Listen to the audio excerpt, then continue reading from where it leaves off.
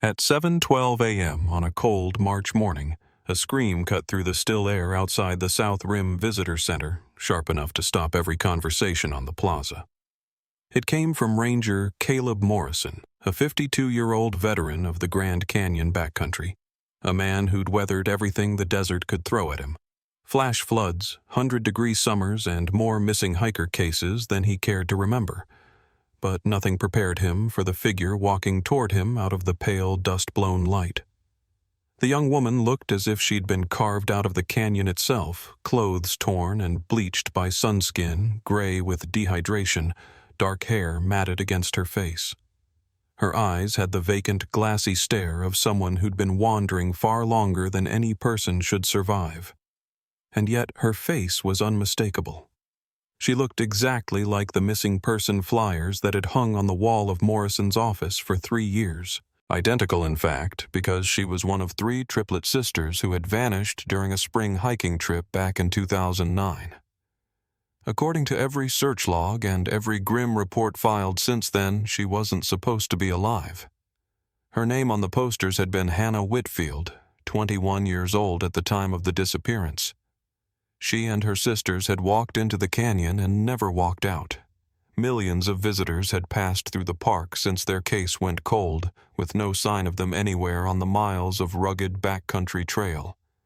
But now here Hannah stood, alive, barely, changed in ways no one could yet explain.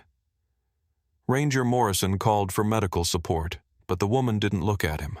She stared past him toward the endless drop of the canyon, as if something down there was still calling her back. If you're listening to this right now, let me know where you're tuning in from, and whether you've ever felt something in the wilderness you couldn't quite explain.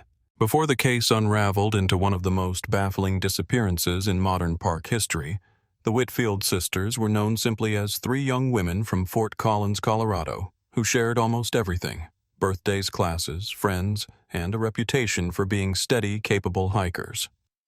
The triplets Hannah Lauren and Megan Whitfield were 22 years old in the spring of 2009, attending Colorado State University and preparing for what they hoped would be a quiet break from coursework and crowded campus life.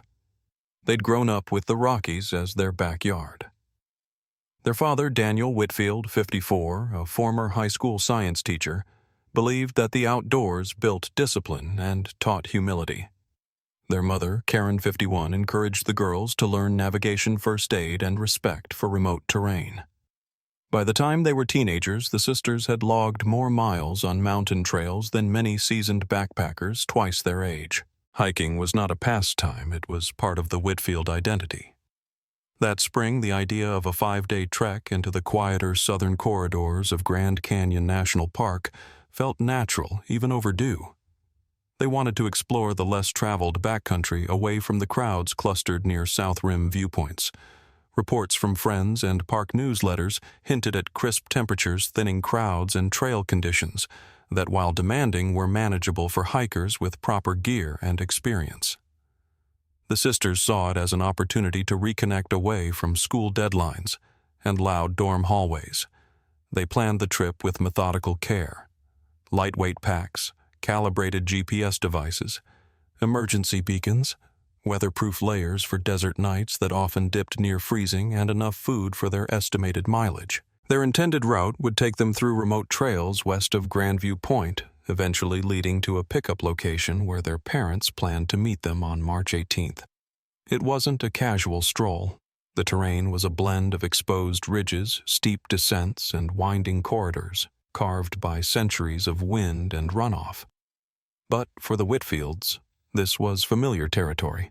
They'd managed more punishing elevation gains in the Rockies. People who knew the sisters later described them as a unit.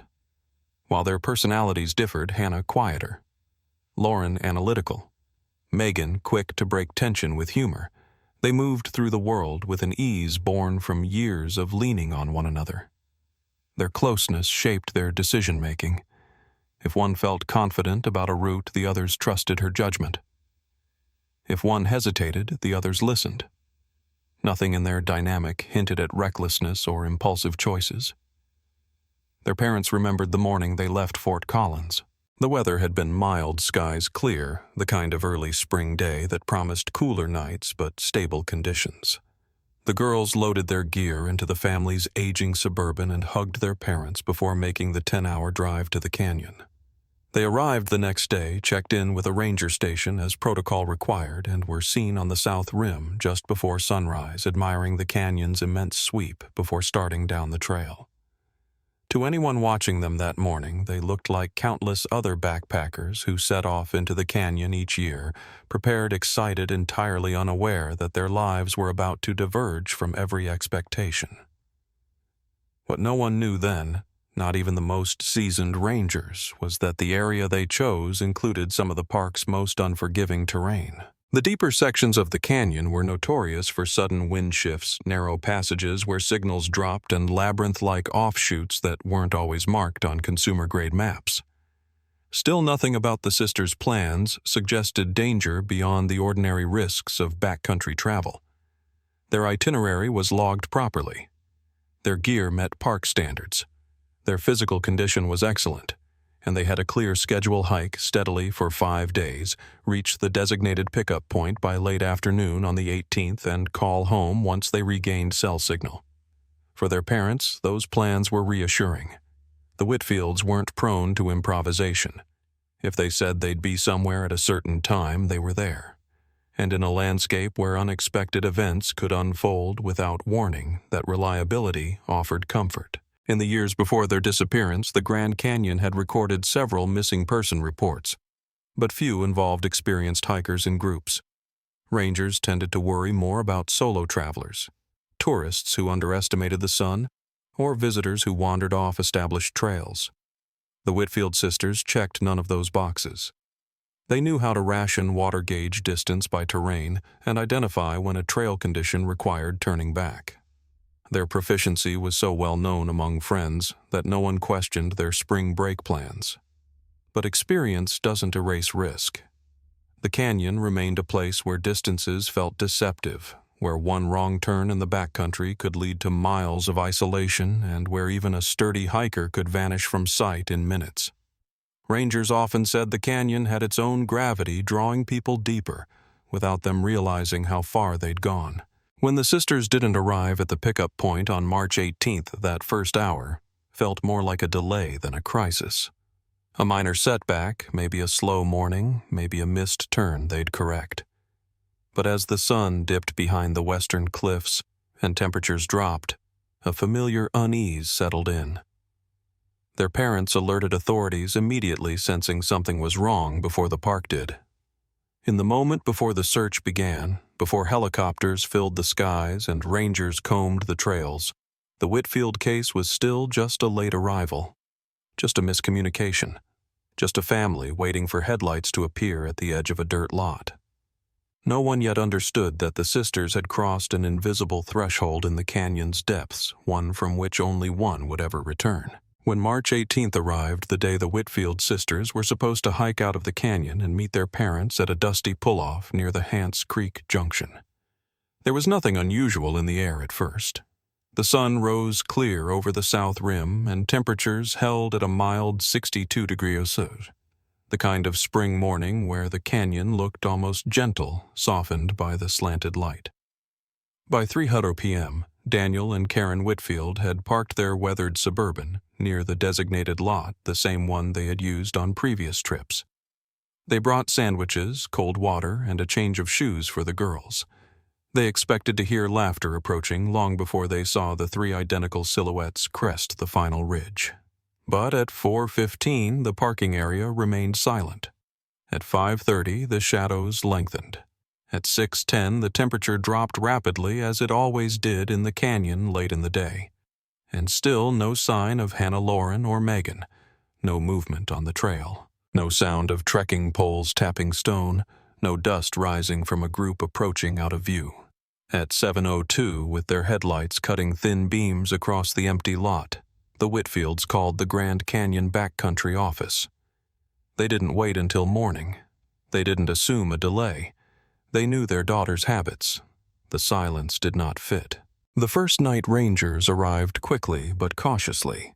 A late arrival wasn't unheard of. Hikers misjudged distances, stopped to rest, or slowed down after a difficult ascent. But the Whitfield's urgency pushed the response into motion faster than usual. By 9:00 p.m., a ranger team swept the upper sections of the trail with floodlights and thermal scopes. The canyon swallowed the light whole, returning nothing but the shifting patterns of cooling rock.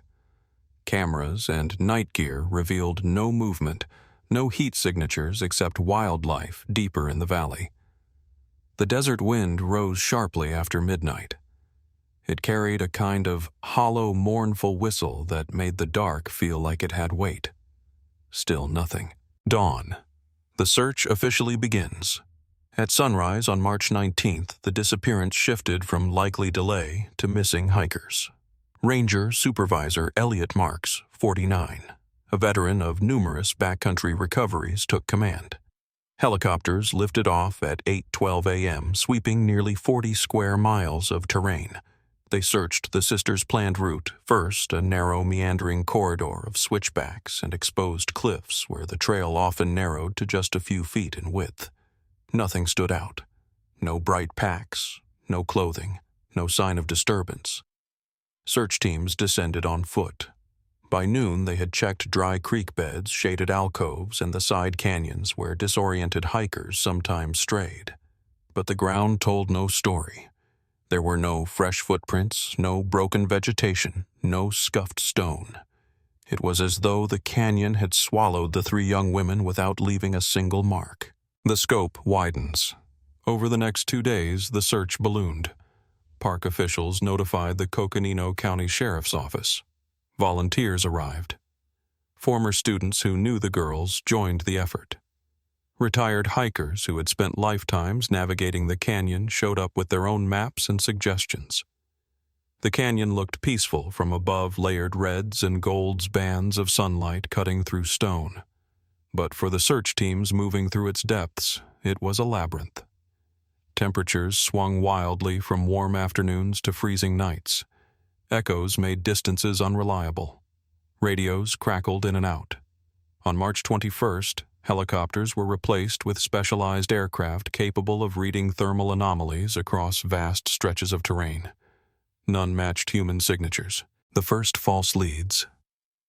Shortly after noon on the third day, a volunteer team thought they had spotted a collapsed tent far down a wash, a flash of fabric wedged between boulders.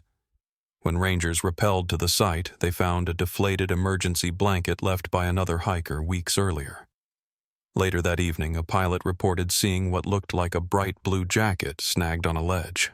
A technical rescue team climbed nearly 400 feet to reach it. It was an old tarp shredded by wind. Every false lead carried a strange emotional whiplash hope, rising then falling each time heavier than before. For the Whitfield parents, each radio transmission made their breaths catch. The ground search, day after day. By March 23rd, more than 80 personnel were rotating through search grids. They scoured drainage channels where flash floods sometimes deposited gear. They traced the ridge lines where hikers occasionally misjudged footing. They checked caves, alcoves, and the narrow slot-like passages where fallen hikers occasionally sheltered. But the canyon remained eerily clean. Too clean. Searchers expected at least some trace, a dropped glove, a broken strap, a food wrapper carried on the wind. Something that proved the sisters had moved through. They found none. The GPS beacons the sisters carried should have been detectable. They were never activated. The rangers who had spent their lives in the canyon felt a growing discomfort. Even the most untrained hikers left signs behind. Patterns. A trail of choices. But this case offered only silence. Family media community news of the triplets' disappearance made its way across Colorado quickly. Their university held a vigil. Churches across Fort Collins prayed for their return. Former teachers called the Whitfields offering help. Local search and rescue teams in Colorado volunteered to fly down. National outlets began picking up the story by March 25th. Three identical sisters experienced hikers vanishing into one of the most studied landscapes in America.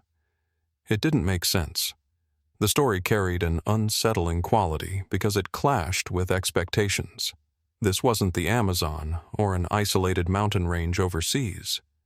This was the Grand Canyon, mapped, monitored, and crisscrossed by rangers daily. But even with increased attention, no new clues emerged. Ranger fatigue and quiet doubt. By the second week, the search had expanded to over 120 square miles, an extraordinary radius given the sisters' planned route was a fraction of that. Every inch of the established trails had been searched. Teams began pushing into hazardous, unmapped areas, guided mostly by instinct and desperation. Shifts grew longer. Tensions rose. Some rangers admitted privately that they didn't know what they were even looking for anymore. They had found no footprints despite scouring fine sediment that captured impressions easily. No fire pits, no discarded food packaging, not even the faintest indentation where someone might have sat. The canyon, normally full of clues for trained eyes, refused to offer a single one, and still volunteers kept coming. Emotion turns to dread.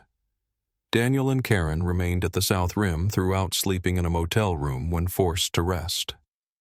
They stood near command posts each morning, listening to briefings with an expression that never wavered between hope and dread. By the 10th day, the Whitfields were so familiar to search crews that their presence acted as a constant reminder of urgency. A few volunteers whispered that they had never seen a missing hiker search so empty of leads, especially not for three people traveling together. There was no evidence of a fall, no evidence of animal attack, no evidence of intentional disappearance, nothing that fit even the wildest theories. Just absence. The official turning point. On April 2nd, after 2 weeks of intensive searching, the canyon returned again to its natural silence. Funding strains, ranger exhaustion, and lack of any trace forced the operation to scale down. The active search was suspended. Recovery teams transitioned to periodic sweeps rather than constant presence. Authorities used words like presumed fatality, unrecoverable terrain, and unresolvable disappearance. But even they sounded uncertain, because without evidence, what exactly were they concluding? The Whitfields returned to Colorado with no answers. Their daughters' names joined a small list maintained quietly within the National Park Service, individuals presumed dead, but never found. Back in 2009, the canyon offered no clues, no bodies, no gear, nothing at all. And for 3 full years, the case remained exactly that, an empty file with a single unanswered question hanging over every page. Where did 3 experienced young women go in a place mapped down to the inch? It was a question no one could answer until the morning one of them walked out of the desert alive. For 3 long years, the disappearance of the Whitfield sisters sat in the archives of Grand Canyon National Park as an unsolved, silently grieving case. The search logs had grown brittle with time, and the photographs on the bulletin board, once bright with hope, had begun to curl at the edges. Rangers rotated, seasons changed, and the canyon went on breathing its ancient rhythms as if it had already swallowed the unanswered questions. Then, on a cool morning in early March of 2012, the case woke up. It happened at the South Rim Visitor Center just after sunrise, when the air still held the sharp bite of winter. Ranger Caleb Morrison, 52, was finishing a routine equipment check near the service entrance when a lone figure emerged from the vacant stretch of desert beyond the parking lot. At first, he thought it was a dehydrated day hiker or perhaps an injured tourist who had wandered too far off trail. But the moment he saw her face, Morrison froze. It was as though time lurched backward. The young woman, sunburned, dust-covered, and barely standing, bore an unmistakable resemblance to all 3 young women on the missing person flyers inside the ranger station.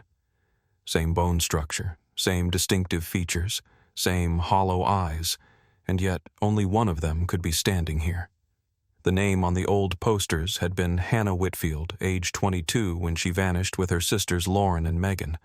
But the woman in front of him looked slightly older, as though the canyon had stretched time across her features. Her clothes were torn but not weathered enough to be 3 years old. Her boots had minimal cracking. Her skin bore injuries, scrapes, bruises, shallow cuts that looked recent, not remnants of prolonged exposure or survival in harsh conditions. It was the first contradiction in a day that would deliver many. Morrison radioed for medical support, but the woman didn't respond to his voice. She didn't even seem entirely aware of where she was. Her gaze kept drifting toward the canyon's depth, fixated as if she expected someone or something to follow her out. When paramedics arrived, they supported her to a gurney. She whispered occasionally words broken by frantic breaths, but one phrase came through repeatedly in a voice thin with exhaustion. "They're still down there. They're waiting." Her name, once confirmed through surviving identifiers, was indeed Hannah. A missing woman declared presumed dead had just walked out of the desert alive, a reappearance that should not have been possible. The initial hospital evaluation only deepened the mystery. Hannah showed signs of severe malnutrition, dehydration, and sleep deprivation, yet her injuries indicated recent trauma, not 3 years of survival in the wilderness. No sun-scorched scarring, no long-term muscle wasting, no deep fissures typical of prolonged exposure in arid climates. Her condition didn't align with any known timeline. Dr. Rebecca Cross, a 46-year-old psychiatrist specializing in trauma cases, was called in by the medical team. She described Hannah's mental state as fragmented, marked by intermittent lucidity and abrupt dissociation. Hannah spoke in scattered fragments, underground rooms, strange sounds, narrow passages. Her sisters taken somewhere she couldn't follow and insisted that only a few days had passed since she last saw daylight. But the most disturbing claim she repeated again and again was that her sisters were still alive. Detectives and medical staff exchanged uneasy glances. They'd all seen cases where trauma distorted a survivor's sense of time, but clothing with minimal wear. Recent wounds. No signs of long-term environmental exposure. Something didn't add up. The revelation that changed everything. In one of her clearer moments, Hannah described a specific place, a location she insisted was real, though it didn't appear on any map. She spoke of a narrow entrance concealed behind a rock fall near Hermit's Rest, a section of the canyon known for steep descents and quiet trails seldom traveled outside peak season. She said the rock pile looked natural but wasn't. Behind it was a passage that led deep underground. Detective Ray Hutchins, 58, who had handled missing person cases across Arizona for more than 2 decades, listened closely. He'd encountered delusional narratives from trauma survivors before, but something in her description, its precision, not its drama, made him pause. When handed a napkin, Hannah drew a simple map. Her hands shook, but her marks were deliberate. A narrow crack, a slanted drop, a leftward bend, then a steep descent into darkness. It shouldn't have meant anything, but it did. Her diagram matched no known trail, yet the angles and distances were too consistent to ignore too intentional. Despite the strangeness of her claims, Hutchins authorized a small search team to check the site. If nothing else, they needed to rule it out. The hidden entrance. The team reached the area late afternoon. The landscape was typical of the canyon's mid-elevation zones, broken slabs of limestone juniper patches clinging to shallow pockets of soil, wind sweeping fine dust in nervous circles. Just beyond a tumble of rocks, half concealed by erosion debris, they found a narrow opening exactly where Hannah said it would be. The rocks surrounding the entrance appeared natural from a distance, but up close investigators noted something unmistakable: tool marks. Edges smoothed intentionally, stones positioned with purpose to mimic natural collapse. Someone had built this cover. Recently. The opening was barely wide enough for a person to slide through sideways. Beyond it, flashlights revealed a steep passage descending into the earth, carved at angles inconsistent with natural formation. The walls bore marks suggesting both natural caves and artificial expansion, an unsettling hybrid of geology and human intervention. Dust on the ground showed footprints. Several belonged to the boots Hannah had been wearing when she emerged at the visitor center. Her story, as impossible as it had sounded, now demanded a different kind of attention. The camp that should not exist. Roughly 300 feet down the passage opened into a small chamber. Their search crews discovered a makeshift campsite, 3 sleeping bags arranged in a triangle, scattered personal items, a Colorado State University student ID belonging to Lauren, an empty water bottle with Megan's name in permanent marker. The items were coated with dust, but not 3 years' worth. The camp looked abandoned, not months or years ago, but days. The cave air was cool and faintly metallic. The silence pressed heavily against the search team, broken only by the distant hum of machinery echoing from deeper within the passage, a sound that had no business existing beneath one of America's most protected natural landmarks. Dr. Sarah Chen, a 44-year-old geologist, examined the walls. The cave system extended farther than any mapped formation in the area. Parts of the structure had been deliberately expanded. She whispered something quietly as she traced a line of fresh drill marks with gloved fingers. Someone's been working down here for a long time. The moment the case turned. When the team reached the surface that evening, the canyon sky had already turned deep purple. Wind pushed sand across their boots as they loaded gear into vehicles. Every ranger present understood the weight of what they had found. This was no random survival miracle, no lost hikers turned wanderers, no miscalculation on a backcountry map.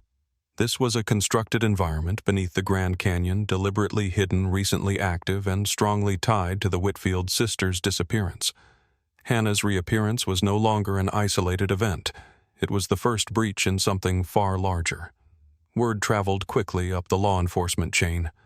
Phones rang in the regional office. The FBI was notified before midnight. Families were contacted. Reporters heard whispers of activity near Hermit's Rest, though no details were released.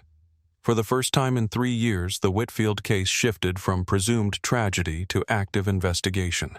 A long-buried secret had surfaced, dragged into daylight by a woman who should not have been alive. The canyon had finally spoken. When the search team emerged from the hidden passage near Hermit's Rest and handed their first field report to Detective Ray Hutchins, the tone of the entire Whitfield investigation changed. The disappearance of 3 hikers had suddenly shifted into something far more intricate and far more deliberate. For 3 years, the case had been a void. Now it was a labyrinth. What investigators would uncover over the following weeks would force them to reconstruct every assumption, every timeline, every theory they believed about what had happened in 2009. And as the truth took shape, it revealed a criminal network operating beneath one of the most iconic landscapes in America, the First Descent. A world that wasn't supposed to exist. The discovery of the concealed entrance triggered the largest subterranean search ever conducted inside Grand Canyon National Park. Ranger Morrison, Detective Hutchins, geologist Dr. Sarah Chen, and a specialized cave rescue unit moved through the narrow descent 1 measured foot at a time. The air cooled rapidly as they dropped 50 feet. Then 100, then 200. At approximately 300 feet below the surface, the team reached the makeshift campsite, 3 sleeping bags, scattered personal items, and the Colorado State ID belonging to Lauren Whitfield, the second-born triplet. None of the items looked 3 years old. The dust layer was thin. Fabric hadn't aged. Even the ink on Megan's water bottle marker looked fresh. That single detail forced investigators to confront something chilling. The Whitfield sisters had been alive underground long after the official search was suspended. The chamber held faint traces of food residue ash consistent with chemical heating packs and scraps of industrial packaging unknown to typical outdoor equipment.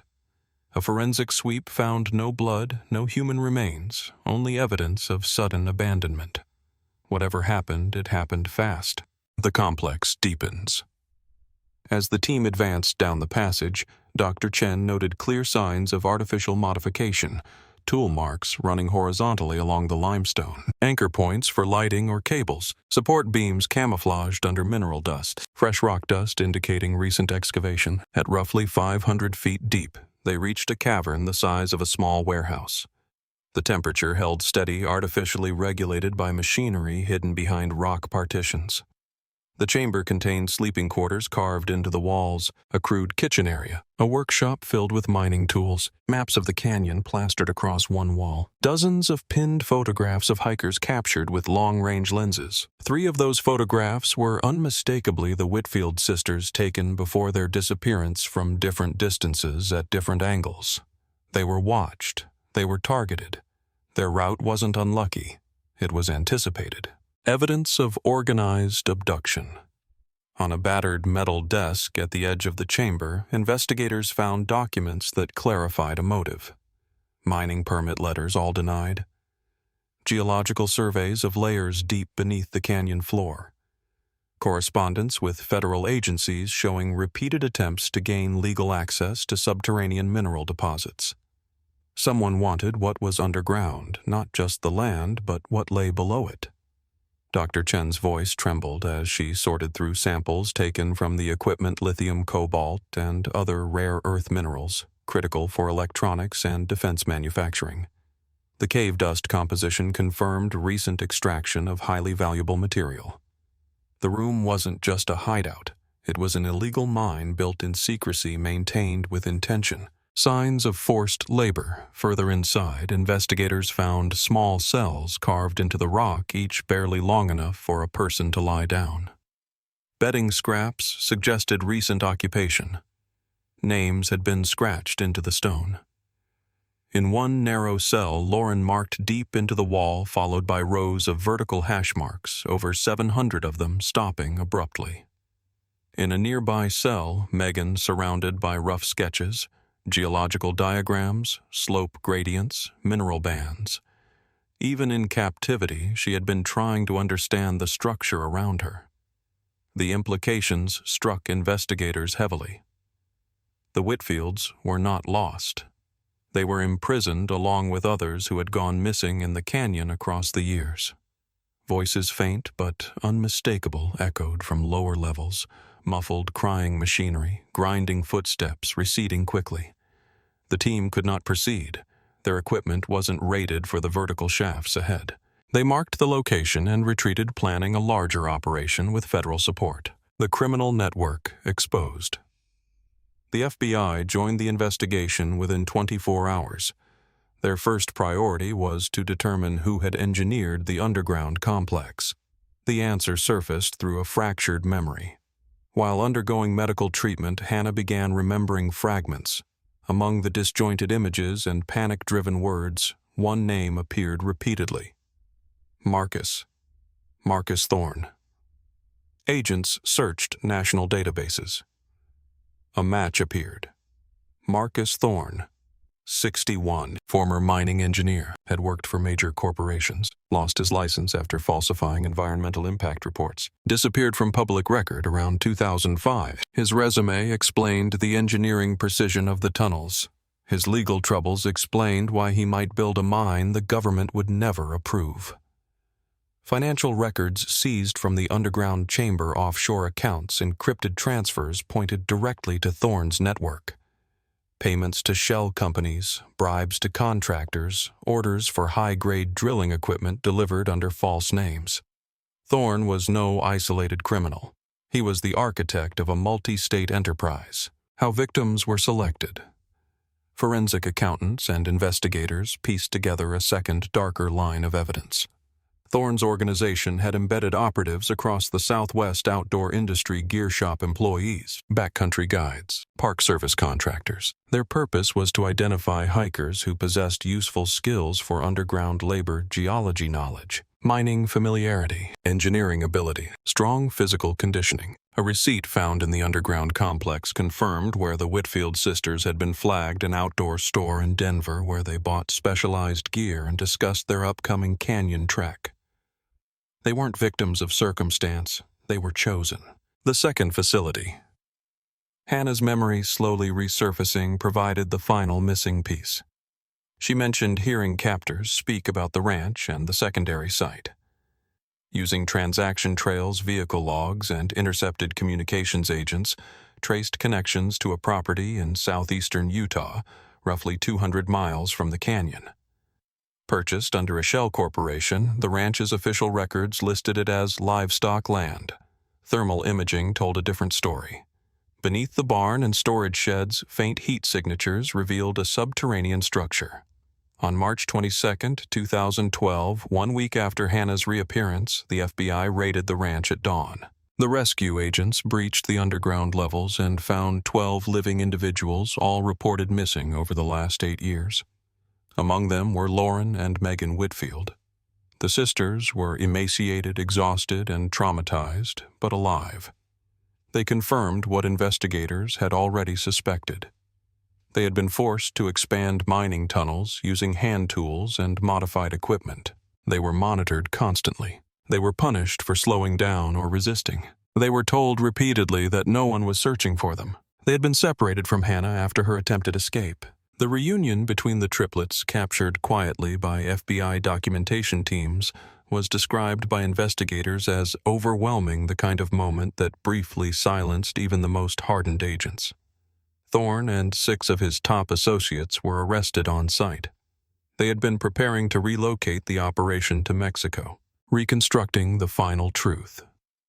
Over the next months, investigators pieced together the complete timeline, 2005-2008.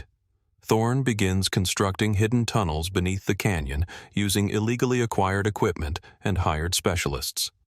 2009. His network identifies the Whitfield sisters as high-value targets due to their geology training. Operatives track their planned route. A kidnapping team intercepts them in a remote corridor, guiding them through a disguised entrance. 2009 to 2012. The sisters are held in the underground complex. Forced labor expands the mine deeper into restricted geological layers. Hannah attempts escape during a structural collapse that damages security systems. She slips into unmapped tunnels and spends days navigating in darkness before finding a way out. March 2012. Weakened but alive. Hannah reaches the South Rim Visitor Center. Her recollections and the clues she provides trigger the investigation that uncovers the entire operation. March 22, 2012. FBI raid frees 12 captives, including Lauren and Megan. Following months, forensics confirms the minerals extracted were worth tens of millions of dollars. Financial analyses show over $50 million in illegal profits. Survivor interviews reveal coercion, psychological control, and deliberate misinformation campaigns used by captors. Every piece fits. Every unanswered question now linked to evidence, paper trails, geological samples, witness statements, and structural analysis. The picture that emerged was systematic and horrifying. The Whitfield sisters did not vanish into the canyon. They were taken into a man-made world beneath it. And for 3 years, their voices were trapped in tunnels no one knew existed. The canyon had not hidden them. People had. The weight of the truth. By the time investigators finalized their reconstruction, no one involved in the case viewed the Grand Canyon the same way again. The idea that a sophisticated criminal enterprise had operated for more than a decade beneath federal land kidnapping, mining, disappearing hikers, shocked even the most experienced agents. For the Whitfield parents, the truth was both relief and devastation. Their daughters were alive, but the cost of survival had carved deep scars. And for the Rangers agents and researchers who had pored over every piece of evidence, the final reconstruction brought a heavy realization. The disappearance was not a mystery of nature. It was a consequence of human ambition, unregulated, unseen, and unbelievably ruthless. The canyon had kept many secrets over millions of years, but this one had been buried only by design. Now it was exposed, and nothing about the Whitfield case would ever be viewed as an accident again. When federal agents escorted Marcus Thorne into a Phoenix courtroom nearly a year after the raid on the Utah ranch, he looked nothing like the mining engineer he once had been. At 61, he carried himself with a rigid calm, a man convinced of his own logic, even as the assembled evidence closed around him like a sealed chamber. The courtroom was packed, survivors' families of the missing journalists, former search and rescue workers who felt compelled to see the case through to its final chapter. The prosecution laid out a methodical, unflinching account, the illegal mining operation hidden beneath Grand Canyon National Park. The forced labor, the abductions planned with precision, the years of concealed extractions worth tens of millions of dollars, and the 37 disappearances across the Southwest tied to Thorne's network. The Whitfield sisters' testimony was central. Hannah Lauren and Megan, now in their mid-20s, spoke on different days, their voices steady but distant, as if they were recounting someone else's life. The details were clinical, yet devastating: the underground chambers, the harsh shifts, the psychological manipulation designed to extinguish hope. None of them raised their voices. They didn't need to. Their endurance was its own indictment. When Dr. Rebecca Cross testified about the long-term psychological impact on the sisters, the courtroom fell into an almost reverent silence. She explained how Hannah's escape had been possible only because part of the underground structure had collapsed, damaging surveillance systems and giving her a narrow window to flee. And she described the toll of the 3-year ordeal, how starvation, isolation, and prolonged fear had etched themselves into the survivors in ways medical charts rarely captured. For many listening, it was the first time they fully understood that Hannah's reappearance had not been a miracle born of chance. It had been the spark that exposed an entire subterranean world. Legal resolution. Thorne showed no remorse. He spoke only once, insisting that his operation had been an unrecognized innovation, a way around government restrictions that he considered unreasonable. His words landed with a cold thud in the courtroom, met not with outrage, but with a collective resignation, confirmation that he saw the destruction around him as collateral, not consequence.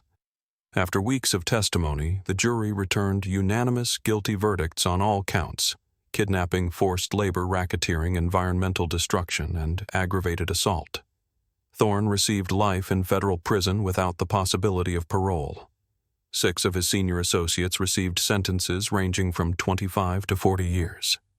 The judge described the operation as one of the most callous and systematic criminal enterprises in American history, noting that it had exploited both human vulnerability and the nation's most cherished landscapes. The families of earlier victims, those who had vanished long before the Whitfields, sat together in the gallery. Some wept quietly when the verdict was read. Others bowed their heads. For those who never saw their loved ones return, the courtroom offered a measure of truth, though not the closure they had once prayed for.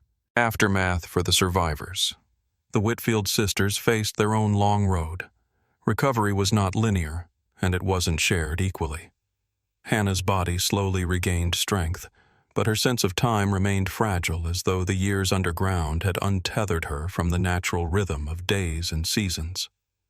Lauren suffered bouts of panic whenever she heard machinery triggered by memories of drills echoing through limestone corridors.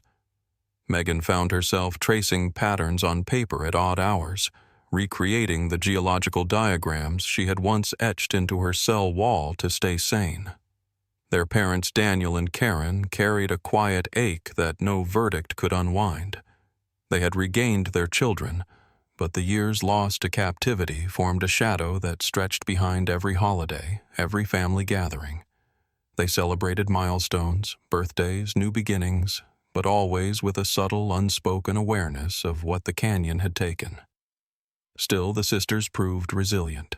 They participated in trauma counseling, testified with strength, and eventually became advocates for missing person investigations in national parks. Their presence at training seminars, conferences, and policy discussions lent a grounded human dimension to reforms that had long been debated but rarely implemented. Community and national impact public reaction to the case was profound. News outlets dedicated months of coverage to the unfolding investigation, reflecting a national fascination mixed with disbelief. Americans who had visited the Grand Canyon countless times found themselves re-evaluating their sense of safety, and families of other missing hikers revisited old assumptions about what might have happened to their loved ones. Vigils were held in Fort Collins, Flagstaff, and several smaller towns whose residents had been touched by past disappearances. Community groups created memorials for victims who did not return, modest gatherings often at dusk, where candles were placed in rows to represent each name recovered from the underground chambers. Across the Southwest Park, rangers, many who had participated in the original search for the Whitfields, attended debriefings with an air of exhaustion mixed with solemn pride. For years they had carried guilt for not finding the sisters. Now they understood that they had been misled by a criminal enterprise designed to evade them at every turn. Official findings and policy changes. After the trials, the National Park Service, FBI, and Department of the Interior released a joint report summarizing the full scope of Thorne's operation. It detailed how he had exploited gaps in permit regulations, taken advantage of vast, unmapped subterranean regions, built concealed entrances designed to mimic rockfalls, monitored park communications to avoid detection, used skilled captives to expand illegal mining tunnels. The report concluded that the disappearance of the Whitfield sisters was not the result of environmental hazard misnavigation or a simple fall. It was a kidnapping carried out by a coordinated network with significant technical knowledge and financial resources. In response, sweeping reforms were implemented. Enhanced tracking of backcountry permits, including mandatory check-ins for multi-day hikers. Deployment of ground-penetrating radar in sensitive areas to detect unauthorized subsurface activity. Expanded ranger training on identifying signs of organized criminal behavior in remote terrain. Cross-agency communication protocols to ensure missing person alerts reached federal systems faster. The underground complex discovered below the canyon was permanently sealed after extensive forensic documentation. The entrances were stabilized, reinforced, and monitored electronically to prevent future access. Unanswered questions. Despite the exhaustive investigation, some pieces of the puzzle remained out of reach. Authorities could not determine how many total entrances Thorne's team may have created, whether smaller satellite operations had existed and dissolved before detection, or whether any victims long assumed dead might have escaped unnoticed years earlier. Even the precise path Hannah used to reach the surface, winding through collapsed tunnels and unmapped cavities, could never be fully reconstructed. The canyon had given up much of its hidden truth, but not all of it. Legacy. In the years that followed, the Whitfield case reshaped national understanding of how disappearances occur on public lands. It dispelled the comforting assumption that every missing hiker was simply lost to nature. It brought forward uncomfortable conversations about criminal activity in vast rural regions, and it reframed the role of search and rescue teams, not just as responders, but as early investigators. For the sisters, their legacy grew quietly. They did not seek public platforms. Instead, they spoke at specialized conferences, assisted families of missing persons, and contributed to improvements in wilderness safety education.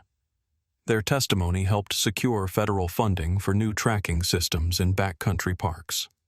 Their survival offered hope to families who long believed the canyon had swallowed their loved ones forever. In Fort Collins, the community built a modest stone memorial in a local park, honoring both the rescued survivors and the victims whose lives were lost beneath the Southwest.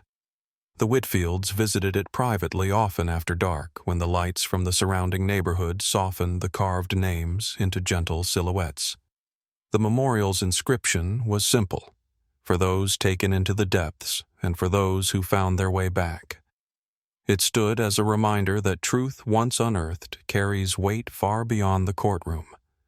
A reminder that even in landscapes carved over millions of years, human choices can create shadows deeper than any canyon walls. And above all, it stood as a testament to resilience, to the power of one survivor's escape, to a family's endurance, to an investigation that refused to remain buried.